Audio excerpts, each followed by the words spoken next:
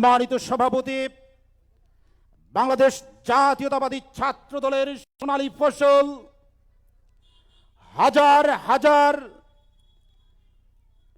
যুব নেতা তৈরির কারিগর, বাংলাদেশ জাতীয়তাবাদী যুব দলের সাবেক সচিব,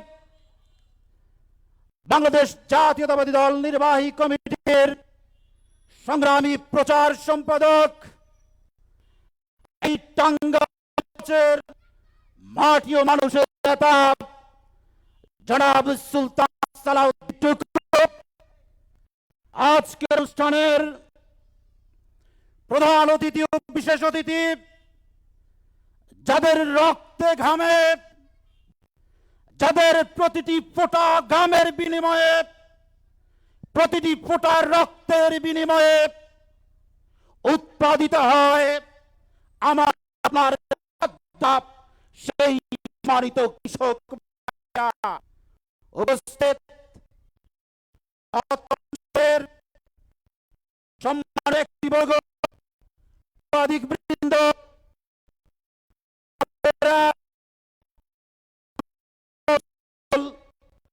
ভাই বোন, আসসালামু আলাইকুম ওয়া রাহমাতুল্লাহ। সম্মানিত উপস্থিতি, মাগরিব নামাজ সমাপন করতে পারবো না। আজকে আমাদের কৃষক ভাইয়েরা যে পয়েন্টটি কথা বলেছেন তা হচ্ছে সার,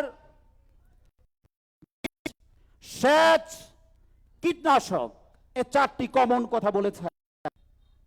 এর মধ্যে আমাদের মানিক মিয়া ভাই বলেছেন কৃষকের তালিকা তৈরি করতে হবে, আরেক ভাই বলেছেন লাইসেন্স যেন বাতিল করা হয়, যে স্বৈর রানী খুনি হাসিনার সময় লাইসেন্স গুলো বাদ দিয়ে নতুন লাইসেন্স করতে। আরেকজন বলেছেন কৃষি বাংলাদেশ করবে এবং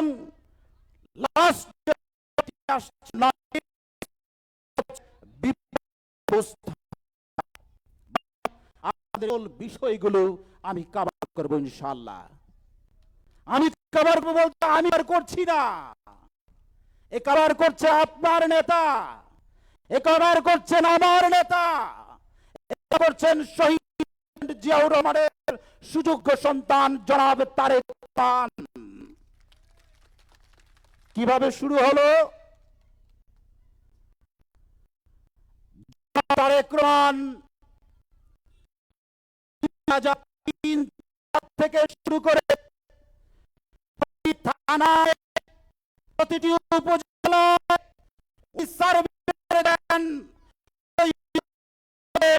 আবাদি যতটুকু আছে সেই আবাদির মধ্যে কোন ধরনের ফসল ফলানো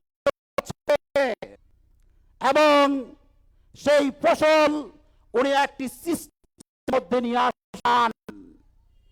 গত দীর্ঘ বছর এই কার্যক্রমকে একসাথে করার জন্য উনি এক রিসার্চ টিম গঠন করেছেন, যে রিসার্চ টিম রিসার্চ করে দেখছেন বাংলাদেশের টোটাল কত হাজার হেক্টর, কত লক্ষ হেক্টর জমি আছে, সেই জমিতে কি পরিমাণ জমিতে আলু চাষ হয়, কি পরিমাণ জমিতে ধান চাষ হয়, কি পরিমাণ জমিতে তামাক চাষ হয়, সব কিছু লিপিবদ্ধ করছেন। এটা কেন লিপিবদ্ধ করছেন? কারণ আমাদের দুইটি সমস্যা রয়েছে মেইন। একটা হচ্ছে আমরা যখন কৃষিকাজ করতে যাই তখন আমাদের সারের সমস্যা হয়, বীজের সমস্যা হয়, কীটনাশকের সমস্যা হয় এবং সেচের সমস্যা হয়। এটা হচ্ছে একটি সমস্যা। আর দ্বিতীয় সমস্যাটি হচ্ছে আমরা যখন ফসল উৎপন্ন করি তখন সেই ফসল সঠিক মূল্যে বিক্রি করতে পারি না, এটা হচ্ছে আমাদের দ্বিতীয় সমস্যা। আমাদের এই দুটি সমস্যার সমাধান যদি করতে পারি তাহলেই সম্ভব আমার দেশের মান, আমার দেশের প্রাণ, কৃষকের সঠিক মূল্যায়নটা। সমস্যা উনি কিভাবে করছেন? উনি বাংলাদেশের উপজেলায় কৃষি অফিসারের মাধ্যমে, কৃষি ডিপার্টমেন্টের মাধ্যমে প্রতিটি কৃষকের একটি তালিকা তৈরি করবেন। সেই তালিকার মধ্যে দেয়া থাকবে ওই কৃষক কি পরিমাণ জমির মালিক এবং তার সেই জমিতে সে কি পরিমাণ কোন ধরনের ফসল ফলাবে। তাহলে কি দাঁড়াবে? পুরো থানার রেকর্ডটা ওনার কাছে চলে যাবে কৃষি অফিসারের কাছে। তখন কৃষি অফিসার আপনাদেরকে পরামর্শ দিবেন আপনি কোন জমির মধ্যে কোন ফলনটা ফলাবেন। তাহলে কি দাঁড়াবে? আপনাদের পরিকল্পিতভাবে আপনারা ফসল ফলাতে পারবেন। এই কাজটি করার জন্য জনাব তারেক রহমান আপনাদেরকে একটি কার্ড দিবেন। সেই কার্ডটির নাম হচ্ছে কৃষি কার্ড। সেই কৃষি কার্ডের মাধ্যমে আপনাদেরকে সরকার সার দিবেন আপনার জমির পরিমাণের উপর নির্ভর করে। সেই কৃষি কার্ডের মাধ্যমে সরকার আপনাদেরকে বীজ দিবেন।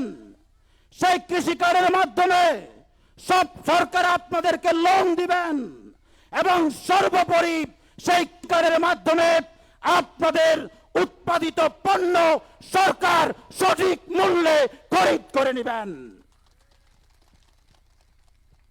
আমার যে ভাই বললেন দুর্যোগ হলে আমাদের ফসল যে নষ্ট হয়ে যায় তার জন্য বাংলাদেশ জাতীয়তাবাদী দল কি পরিকল্পনা গ্রহণ করবেন। বন্ধুগণ, এটা আজকের পরিকল্পনা নয়। শহীদ প্রেসিডেন্ট জিয়াউর রহমান 1977 সালে যখন বীজ অধ্যাদেশ জারি করেছিলেন তখন তিনি একটি কথা বলেছিলেন, কৃষি বীমা। কিন্তু দীর্ঘ বছর পার হয়ে গেছে, কৃষি বীমা চালু হয়নি। জনাব তারেক রহমান এই ফসল যদি নষ্ট হয়ে যায়, ফসল যদি বন্যায় নষ্ট হয়ে যায়, ফসল যদি খরা নষ্ট হয়ে যায়, আপনার ফসলের মূল্য পান। সংগ্রামী সাথী ও বন্ধুগণ, আমি বক্তব্য দীর্ঘায়িত করব না। আজকের সভাপতি বক্তব্য দিবেন। আমি শুধু বলতে চাই আগামী 2026 সালের ফেব্রুয়ারিতে যে ত্রয়োদশ জাতীয় সংসদ নির্বাচন আসছে, সেই নির্বাচনে যদি আপনারা আপনাদের মূল্যবান ভোটটি ধানের শীষে দিতে পারেন তাহলেই সম্ভব তারেক রহমানের পক্ষে আপনাদের সেই স্বপ্নকে বাস্তবায়ন করা। আপনাকে আগামী ত্রয়োদশ জাতীয় সংসদে ধানের শীষের পক্ষে ভোট দেওয়ার আহ্বান জানিয়ে আমি আমার বক্তব্য শেষ করছি। বাংলাদেশ জিন্দাবাদ, বাংলাদেশ জাতীয়তাবাদী দল জিন্দাবাদ, নেত্রী বেগম রহমান জিন্দাবাদ। তারেক রহমান বীরের বেশে, বীরের বেশে, দেশ গর্ব। ধন্যবাদ সবাইকে। অসংখ্য ধন্যবাদ আমাদের প্রধান আলোচককে।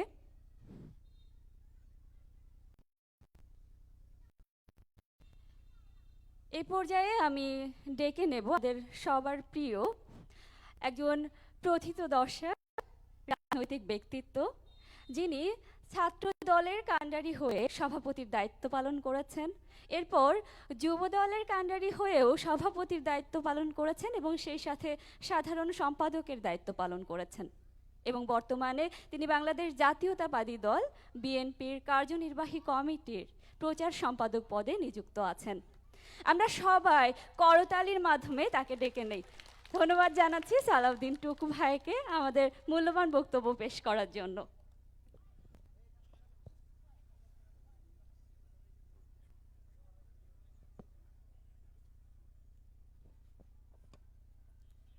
বিসমিল্লাহির রহমানির রহিম। কৃষি কথা, আজকের এই কৃষকদের নিয়ে আজকের এই সমাবেশ। সম্মানিত প্রধান অতিথি, বিশেষ অতিথিবৃন্দ,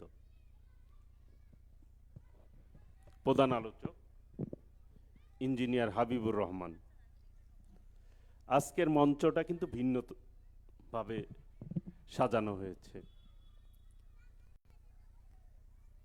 দর্শক সারিতে আমাদের জেলা বিএনপির সাবেক সদস্য সচিব মাহমুদুল হক শানু এবং মোহাম্মদ আসগর আলী, থানা বিএনপির সভাপতি বসে আছে। এখানে এই মাহমুদনগর ইউনিয়নের সম্মানিত কৃষকবৃন্দ, যারা তাদের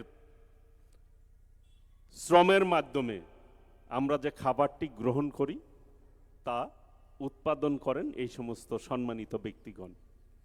আমরা আজকে সেই কৃষকদের সম্মানেই আজকের এই প্রোগ্রামটি আমরা হাতে নিয়েছি। আমি ধন্যবাদ জানাই মাহমুদনগর ইউনিয়নের সকল কৃষকদেরকে। আমি বিশেষভাবে ধন্যবাদ জানাই ৫ নং ওয়ার্ড কৃষক দলের ভাইদেরকে, যারা ব্যান্ড পার্টি নিয়ে এই কৃষক সমাবেশে উপস্থিত হয়েছেন। আমি আন্তরিকভাবে ধন্যবাদ জানাচ্ছি। আমি সবাইকেই, যারা আমার কথা শুনছেন, আমার মা বোনেরা, আশপাশের বাড়ির থেকেও মা বোনেরা শুনছেন, রাস্তায় দাঁড়িয়ে কৃষক ভাইরা, ছাত্র ভাইরা, যুবক ভাইরা, যারাই আমার কথা শুনছেন, আমি সকল সাংবাদিক ভাইরা সবাইকেই আমি আমার ব্যক্তিগত পক্ষ থেকে, বাংলাদেশ জাতীয়তাবাদী দল কেন্দ্রীয় নির্বাহী কমিটির পক্ষ থেকে, সর্বোপরি মা মাটি মানুষের নেত্রী, আমাদের প্রিয় নেত্রী, দেশ নেত্রী বিএনপির ভারপ্রাপ্ত শুভেচ্ছা। আসসালামু আলাইকুম রহমতুল্লাহ বারকাতুহু। আপনাদের এই প্রোগ্রামটিকে কিরকম লেগেছে? ভালো? এই আমার বক্তৃতার পালা শেষ হলে মাগরিবের আজান হবে, তার পূর্বে আমি শেষ করব। মিনিট 10 আছে। এরপরে কুষ্টিয়ার এই কৃষক ভাইদের সম্মানে কুষ্টিয়া থেকে বাউল সঙ্গীত, যারা বিখ্যাত বাউল সঙ্গীত শিল্পীরা, 4 জন শিল্পী এসছে, তারা আপনাদের গান পরিবেশন করবেন এই কৃষক ভাইদের সম্মানে। প্রিয় ভাইরা, আপনারা একটা ডকুমেন্টারি দেখেছেন। আমাদের প্রিয় অভিভাবক, বিএনপির ভারপ্রাপ্ত চেয়ারম্যান দেশনায়ক তারেক রহমান, আগামীর বাংলাদেশ কিরকম হবে, কিরকম দেখতে চান আপনারা, সেই দিক চিন্তা করে 31 দফা উপস্থাপন করেছে। তার একটি দফা, কৃষক বাঁচলে বাঁচবে দেশ, নাকি? সেই কৃষকদের জন্য কি কি করণীয়, এইখানে ইঞ্জিনিয়ার হাবিবুর রহমান আমাদের আলোচক বলেছেন। আপনারা কীটনাশক ওষুধের কথা বলেন, সারের কথা বলেছেন, সব কিছু, কিন্তু একটি পয়েন্ট উনি মিস করেছে, হিমাগারের কথা। এই যে অনেক সময় অধিক ফলন হয় না, তখন দাম কমে যায়। ওই অধিক ফলন যদি আমরা আলুগুলি বা পচনশীল, যেরকম এইখানে কলা আছে, পেঁপে আছে, শাক সবজি আছে, এইগুলি যদি আমরা স্টোরেজ করে রাখতে পারি, হিমাগারে রাখতে পারি, তাহলে এই মৌসুমি ফলগুলি পরবর্তীতে আমরা সঠিকভাবে বিক্রি করতে পারবো না? আল্লাহ রহমতে বিএনপি যদি আপনাদের ভোটে নির্বাচিত হয়, আমরা যদি নির্বাচিত হতে পারি আপনাদের সমর্থনে, আমি এই এলাকায় একটি হিমাগারের ব্যবস্থা করব ইনশাল্লাহ।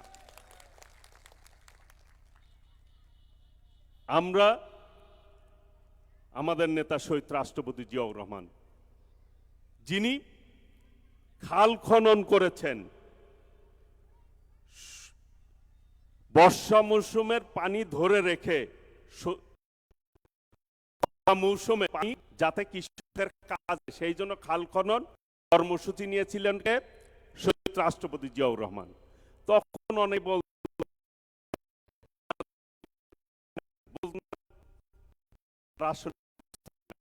শহীদ জিয়ার রাজনীতি, রাজনীতি। আজকে কিন্তু মানুষ হারে হারে টের পাচ্ছে, খালগুলি হয়ে গেছে। আপনারা টাঙ্গাইল শহরে নিরালা মোড়ের ওই পিছনে একটা খাল ছিল না, ওই দিক দিয়ে পানি প্রবাহ হতো, শহরের পানি। আজকে সেটা বিগত যে সরকার ছিল তার দোসররা সেইটি বন্ধ করে মার্কেট বানিয়ে দিয়েছে। আজকে টাঙ্গাইল শহরে এক বৃষ্টি হলেই জলবদ্ধা তৈরি হয়। আমি মাহমুদনগরে গেলাম, আজকে একটি মসজিদ উদ্বোধন করলাম। সেই মসজিদ উদ্বোধন করতে যাচ্ছি, পাশেই আমাদের এই যে রশিদ ইঞ্জিনিয়ার সাহেব সভাপতি মাহমুদনগরের বললেন যে আমাদের খালটা তো এখন আর মরে গেছে, ভরাট করে রাস্তা করতে হবে। এই যে খালগুলি যে তারা অপরিকল্পিতভাবে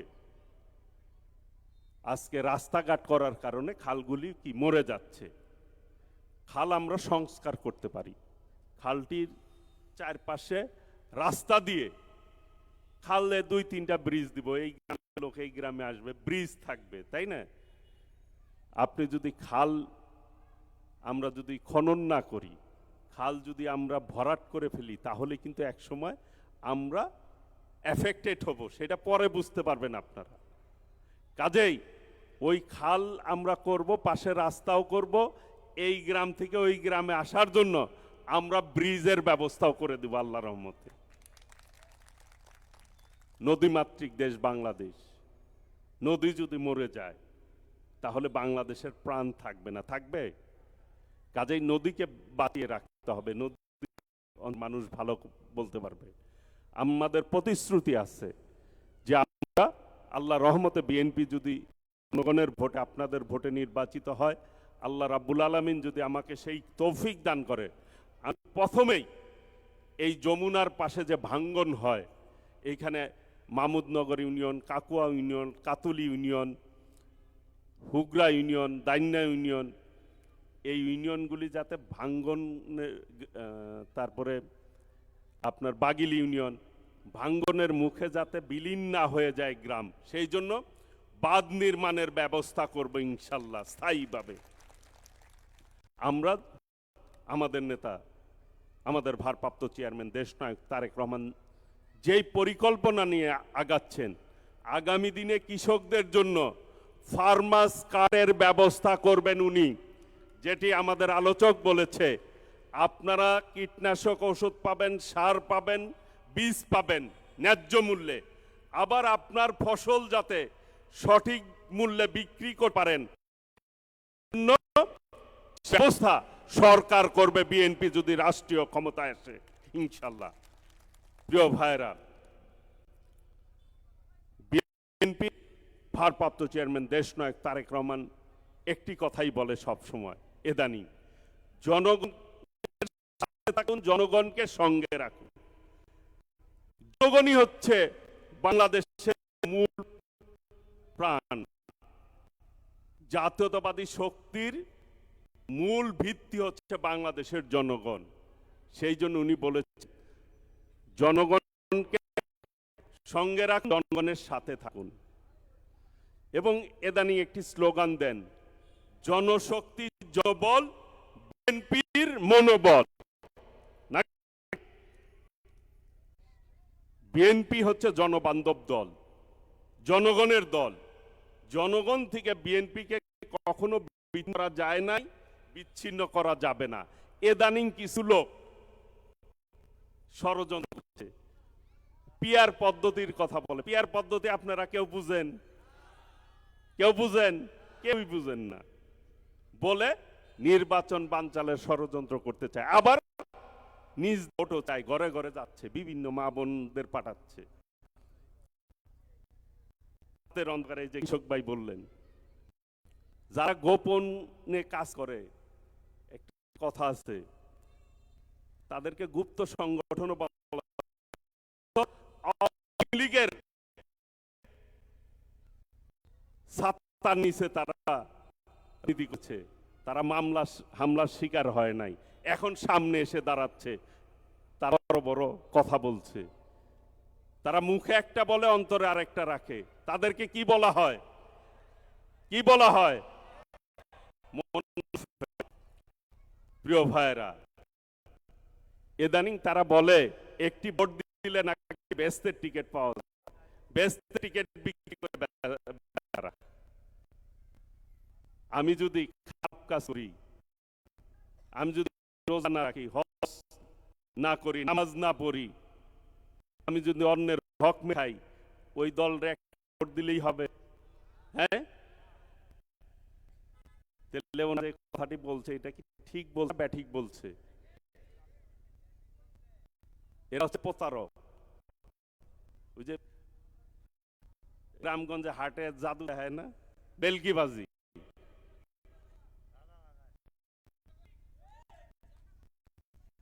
তো জনগণ তারা বেলকিবাজি দেখায় ভোট নিতে কি পারবে? জনগণের ভোট নিতে পারবে? পারবে না। ব্যাপারে সতর্ক থাকতে হবে। অনেক আলেম ওলামারা বলছেন নীল নদের পানি যেরকম জাতি সেই রকম ইসলাম না। ওটা হচ্ছে মওদুদিবাদ নাকি? ভিন্ন কায়দায় আজকে এই পাঞ্চালের এই দেশের ভোট দিতে পারেন 28%, এখন আপনারা ভোট দিতে চান, ভোট দিয়ে আপনাদের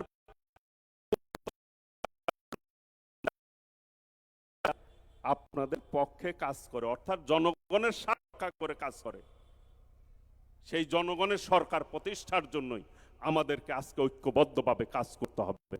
আমাদের বিএনপির ভারপ্রাপ্ত চেয়ারম্যান দেশনায়ক তারেক রহমান বলেছে, ভোট দিব ধানের শীষে, দেশ গড়ব মিলেমিশে। ভোট দিব, ভোট দিব, দেশ গড়ব, দেশ গড়ব। এই দেশটি আমরা সকলে মিলে গড়ে তুলতে চাই। সেই জন্য 31 দফায় র্যাম্বো নেশনের কথা বলেছেন উনি, যে নির্বাচনে হারুক আর জিতুক, যারাই ফ্যাসিবাদ বিরোধী আন্দোলন করে সকলে মিলে ঐক্যবদ্ধভাবে আমরা এই দেশটিকে গড়ে তুলব। জাতীয় সরকারের কনসেপ্ট উনি দিয়েছেন। প্রিয় ভাইরা, আমি আজকের এই টাঙ্গাইলের এই সদর নিয়ে বলতে চাই, বিগত দিনে অনেক সন্ত্রাস করেছে, নৈরাজ্য করেছে, চাঁদাবাজি করেছে। আল্লাহ রহমতে আপনার আল্লাহ যদি আমাকে নির্বাচিত করে, এই টাঙ্গাইলে কোনো সন্ত্রাস থাকবে না, কোনো চাঁদাবাজি থাকবে না, সকলের জন্য নিরাপদ টাঙ্গাইল গড়ে তুলব আল্লাহর রহমতে, এবং উন্নয়নের সর্বোচ্চ উন্নয়ন করার চেষ্টা করব। সকল এলাকার সকল মুরব্বীদের সাথে কথা বলে ইনশাল্লাহ উন্নয়নের মডেল টাউন করব টাঙ্গাইল। আর দেশ নায়ক একটি কথা বলেছে যুবক ভাইদের উদ্দেশ্যে, বাংলাদেশে অসংখ্য শিক্ষিত যুবক রয়েছে। আগামী দিনে বিএনপি যদি রাষ্ট্রীয় ক্ষমতায় আসতে পারে, 1 কোটি যুবকের কর্মসংস্থানের ব্যবস্থা করবে বিএনপি, এবং যারা চাকরি না পাবে সেই সমস্ত যুবকদের বেকার ভাতা দিবে বিএনপি ইনশাল্লাহ। চাকরি না পাবে, আগামী দিন ইনশাল্লাহ আপনাদেরকে নিয়ে ঐক্যবদ্ধভাবে আমরা এই দেশটিকে গড়ে তুলব। এই প্রত্যাশাতে আমি আমার বক্তব্য শেষ করছি। খোদা হাফেজ। বাংলাদেশ জিন্দাবাদ। শহীদ রাষ্ট্রপতি জিয়াউর রহমান, দেশনেত্রী বেগম খালেদা দীর্ঘজীবী হোক। বিএনপির ভারপ্রাপ্ত চেয়ারম্যান দেশ নায়ক তারেক রহমান জিন্দাবাদ। সকলকে ধন্যবাদ। আসসালামু আলাইকুম রহমতুল্লাহি ওয়া বারাকাতুহু। আপনারা ভালো থাকবেন, সুস্থ থাকবেন।